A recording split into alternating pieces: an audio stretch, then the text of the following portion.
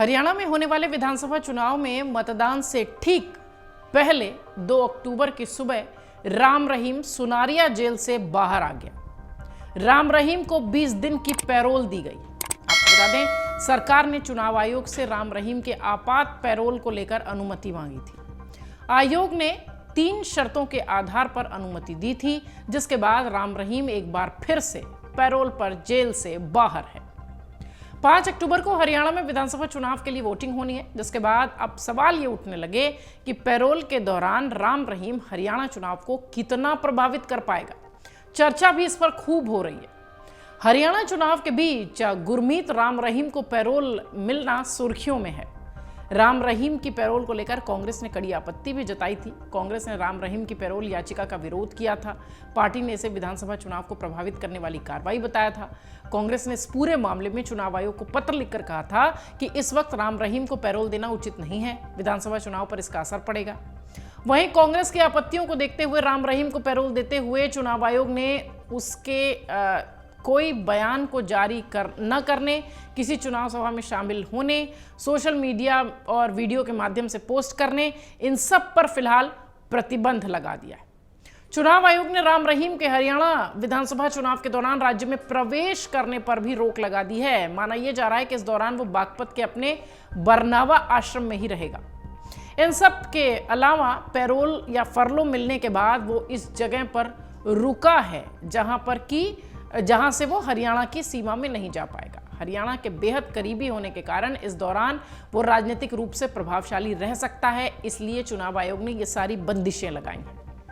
रोहतक के सुनारिया जेल में 20 साल की सजा काट रहा राम रहीम अपने भक्तों के लिए आदर्श आज भी है। पैरोल पाने के दौरान जेल से बाहर आने पर बड़ी संख्या में भक्त उसके दर्शन के लिए उमड़े थे।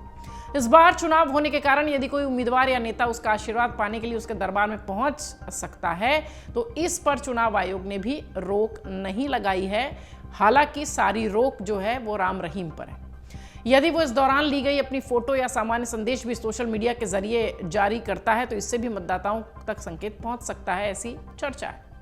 पैरोल पर राम रहीम की रिहाई को लेकर भी चर्चा इस बात की है कि विधानसभा चुनाव में इसका लाभ मिल सकता है। राम रहीम के वोटर्स को असर या एक तरीके से कह लीजिए राम रहीम के वोटर्स पर असर या उन्हें प्रभावित करते हुए बीजेपी या कांग्रेस का कोई नेता सीधे टिप्पणी करने से भी फिलहाल बच रहा है। लेकिन प्रियंका गांधी वाड्रा के पति रॉबर्ट वाड्रा ने अपने एक बयान में इसे बीजेपी की साजिश करार दे दिया। आजकल वो भी पॉलिटिकल बयान देने से पीछे नहीं हटते।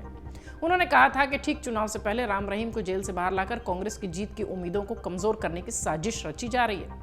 राम रहीम को कई बार राज्य चुनावों और स्थानीय चुनाव या बाई इलेक्शंस के दौरान अस्थायी रिहाई की मंजूरी दी गई है। जानकार कहते हैं कि आरोप सिद्ध होने के बावजूद उसकी बार बार रिहाई हरियाणा में उसकी लोकप्रियता को भी दर्शाती है। राम रहीम डेरा सच्चा सौदा का प्रमुख और डेरा सच्चा सौदा की तरफ से कहा जाता रहा है कि हरियाणा में डेरा सच्चा के ही तकरीबन 35 लाख से ज्यादा अनुयायी हैं। इसके अलावा डेरा सच्चा सौदा का पंजाब और महाराष्ट्र में भी अच्छा खासा प्रभाव है। राम रहीम को 1990 में डेरा सच्चा सौदा की कमान मिली थी। 98 में चुनाव से डेरा ने राजनीति में अपना जो समर्थन था उसका खेल शुरू कर दिया। 98 के चुनाव में पंजाब में पहली बार डेरा ने शिरोमणि अकाली दल को समर्थन किया था। बाद में डेरा का झुकाव कांग्रेस की ओर हुआ। इसके बाद राम रहीम खुलकर बीजेपी के पक्ष में आ गया, बोलने लगा। 2019 और नगर निकाय चुनाव में डेरा सच्चा सौदा ने बीजेपी के पक्ष में खुलकर अपील की थी। इतना ही नहीं, हरियाणा की बीजेपी सरकार पर भी यह आरोप लगा कि राजनीतिक लाभ की वजह से ही डेरा चीफ को बार बार पैरोल दी जा रही है। ये सारे आरोप थे कांग्रेस पार्टी की तरफ से। 2017 में सीबीआई अदालत ने 2 शिष्यों के साथ बलात्कार के मामले में दोषी ठहराए जाने के बाद राम रहीम को 20 साल की सजा दी है। बाद में 2 हत्या के मामले में भी उसे दोषी ठहराया गया। इस जेल अवधि के बाद उन अपराधों के लिए भी वो आजीवन सजा काटेगा।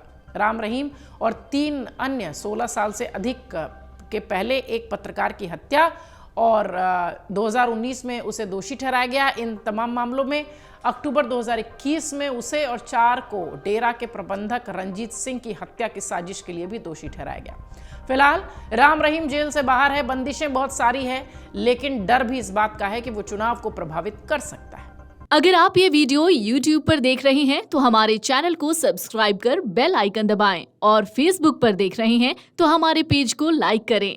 8 मिलियन प्लस सब्सक्राइबर, आपके इस भरोसे के लिए बहुत धन्यवाद।